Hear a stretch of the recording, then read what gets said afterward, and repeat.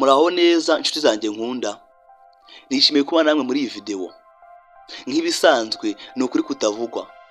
Niba ukunda izi content cyane ukunda izi video zibukunda n'ibibanire, kanda subscribe ndetse na like. Ubwo nuko yabona video zacu mu wa mbere ndetse zikugere no ku gihe. Yego ibitekeshe nibyo ntabwo wibeshye kubera ko umunsi kuganira ku ngingo igira iti amagambo ari kumukwaga kuvuga akagagaza yuko azabana nawe igihe kirekire cyangwa se akagaza yuko azabana nawe. Ushobora kutabyumva neza ariko hari amagambo umukobwa avuga ashaka kukubwira ukumva ari ibisanzwe, nyamara abakweka yuko atagufata nk'umuntu wo kugushimisha igihe gito cyane, ahubwo akubonamo nk'umuntu ushobora kuzabana nawe iteka ryose cyangwa se ubuziraherezo. Kubera ko urukundo rw'ukuri rugaragarira mu magambo gusa cyane, rugaragara mu kuvuga ndagukunda gusa, ahubwo rugaragara mu bikorwa cyangwa mu buryo umuntu agutekerezaho cyangwa agatekereza ejo hazaza harimo nawe. Gusa benshi barabyirengagiza ariko bikunda kubaho, si henshi haba cyangwa se si henshi biba ariko biraba. Muri Bibiliya haranditse ngo babiri barutumwe kubera ko babona ingororano z'umuhati wabo, kandi ikindi iyo umwe aguye undi aramubyutsa. Aho ni umubwiriza kane 9 kugeza ku 10. Ushobora kutabyumva neza ko ijambo risobanuye ko twigisha ko Imana yifuza ko abantu babana mu buzima bufatanyije cyangwa se mu buzima bw'ubumwe. Rwanga iyo umuntu atangiye kubona mu hazaza he abagufata nk'umuntu w'ingenzi mu buzima bwe kurenza uko abitekereza. Gusa wari ibyo byirengagiza kubera ko ngo wambaye kirezi yamenye ko kera, kubera ko ngo iyo ufize umuntu ibyiza agufata nk'ikigoryi, agufata nk'udatekereza kurenza uko abitekereza. Ariko abe byiza kora ibyo ushinzwe ibindi ubireke. Reka dutangire. Ikintu cya mbere nifuza yuko twazabana ejo hazaza heza. Nukubanga iyo umukobwa atangiye kuvuga ko hazaza harimo nawe, ntabwo aba akina gusa ufite kufita nk'imikino, ariko ukuri nuko aba ari ukuri koko kwambaye ubusa. Nukubanga ashobora kukuganiriza ku rugo yifuza, ku bana yifuza cyangwa se ku ndozi ze. Wibyumvishe ushobora kumfata nk'ikigoryi nk'udatekereza, ariko ukuri aba ari mu nzira nziza y'iterambere ndetse n'imibanire, kubera ko yifuza gutera imbere, kubaka urugo ndetse akifuza gukora buri kimwe cyose cyabateza imbere mwembi. Ariko iyo ubyumvishe umuhindura ikigoryi, ariko aho aba ari mu nzira nziza. Ibyo byose byerekana yuko atangiye kukubona nk'umuntu muzafatanya urugendo rwiza rw'ubuzima ruganisha ku iterambere ndetse no ku ntsinzi. Na icya kabiri, ndifuza kumenyesha umuryango wanjye. Ntabwo buri mukobwa wese yifuza ko umusore cyangwa se umuryango we wamenya yuko hari buri musore bakundana, kubera ko uyu munsi afite kuzana umusore namwishimire, ejo hakaza undi, ejo hakaza undi. Bityo ababyeyi niba bibone neza mu maso yabo cyangwa se niba murebe neza, bitewe nuko agenda ahindagura nk'uhindagura imyenda.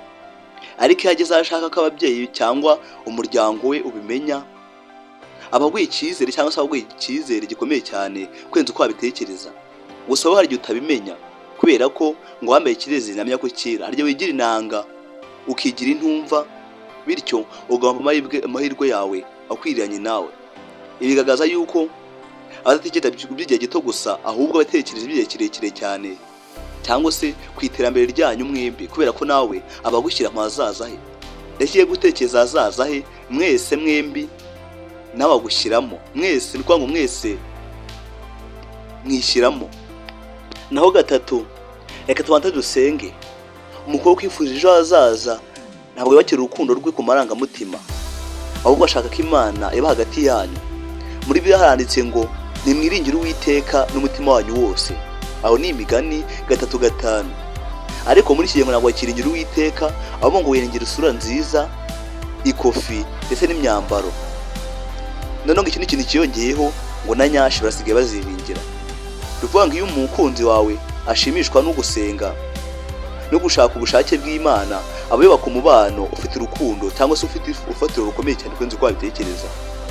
Gusa uzabibona icyo gereranyije, kubera ko abantu muri iki gihe bamaze gutwarwa n'iby'isi kurenza uko abitekereza. Kane, ndashaka gutera imbere. Ni ukuvuga ngo umukobwa ufata nk'umugabo w'ejo hazaza ntabwo yishimira yuko uhora aho uhora uri, ahubwo gutera imbaraga, akishimira kwiga kwawe, gukora kwawe ndetse gukomeza gutera imbere kwawe, ndetse akishimira n'ibyo wakora byaguteza imbere. Ni ukuvuga ngo ibyishimo bye biba kuganisha mu mubano wawe cyangwa se mukuganisha mu nzozi zawe. gusa senshi bikunze kubaho. Gusa muri iki gihe yuko umuntu azagukunda nta mafaranga ufite cyangwa ikofi cyangwa ubwiza. Uvuga ngo iki gihe urukundo sigaye ureba ikofi, ubwiza ndetse n'imyambarire ndagukunda. Gusa kuri ibyo ngibyo ntibabura ko nayo yuko bibeshye. Nyamara kugira ngo uvuge ngo naribeshye, wavuga ngo naje kubimenya kare, sinibeshya, sinajya mu buyobe. Gusa uzayibona hakeye. Naho icya gatanu, ndagushyigikiye. Hari igihe ubuzima bukugora, akazi kakabura, ubucuruzi bugahomba. Abacuruje bo barabizi, si ngombwa kwirirwa mbakomeretsa. Ariko umukobwa akubwiye ati ndagushyigikiye, abakwereka urukundo rwe udashingiye ku mafaranga cyangwa rudashingiye ku byishimo gusa, ahubwo ashaka ko cyashaka kugumana nawe mu bihe bikomeye no mu byoroheje. Gusa muri iki gihe uzagumana mu bihe byiza, mu bibi aguterane yigendera. Nubwo twisanze ahantu aho umuntu ashaka ko mubana mu byiza ariko mube kigendera. Naho gatandatu, ntabwo nshaka kugutakaza. Aya ni amagambo ava mu mutima, abakwereka yuko ubuzima bwe bwahindutse kuva mwamenyana. Gusa we harya utayimenya, kubera ko nashaka amakosa mato cyangwa se ko amakimbirane asesa ibyo mwubatse kuva mwamenyana. Ariko ukuri, urukundo rw'ukuri ruhanira mu kubungabunga umubano. Gusa ibi ngibi uzayibona hakeye ugereranyije. Ariko ukuri, urukundo ni ingenzi kwenza uko wabitekereza. Muri iki gihe ntabwo abantu basigaye babana igihe kirekire. Umuntu asigaye ahinduranya abakunzi, mwihinduranya amakote. Mubana amezi 3, 6 akaba yashatse undi, undi mukabana 6, umwaka akaba yashatse undi. Mwese kwisanza ahantu aho umuntu yumva yahinduranya urukundo, mwihinduranya imyenda yambara. Naho icya karindwi, ndagusengera buri munsi. Iki ni cyo kimenyetso gikomeye kurusha ibindi byose, kubera ko gusengera umuntu si amagambo gusa, ahubwo ni ukumushyira imbere y'Imana, ukayisaba kumurinda, kumuyobora ndetse no kumuha umugisha.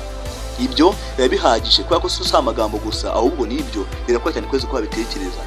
Muri Bibiliya haranditse ngo mujye musengerana, aho ni Yobu 5:16. Ni ukuvuga ngo iyo umuntu agusengera aba akwifuriza ibyiza birenze ibyo ashobora kugukorera ku giti cye. Gusa waryo utamenya kubera ko ngo wambaye ikirezi, namya ko kera gusa bimenya nyuma cyamaje kugenda. Ni ukuvuga ngo mbere yo gusoza ndashaka kwibutsa yuko amagambo meza cyangwa se amagambo ari meza, ariko akameza cyane iherekejejwe n'ibikorwa. Ntukizere amagambo gusa, ahubwo reba n'ibyo avuga bihuye n'uburyo kwitaho. Kubera ko urukundo rw'ukuri rugaragara mu kubahana, mu kwizerana ndetse no mu gushyira ibikorwa cyangwa se no mu bikorwa mukora bya buri munsi. Niba video yagufashije, kanda like, subscribe ndetse no kunzogera. Andika muri comment icyagukoze ku mutima. Ariko nanone kangira kandi mwibariza, nirihe jambo cyangwa irihe jambo ubona muri 7 akwishimira cyane yakubwiye ngo ndagukunda, cyangwa se akwishimira cyane mbwiye ngo ndagukunda. Murakoze cyane kubana nanjye.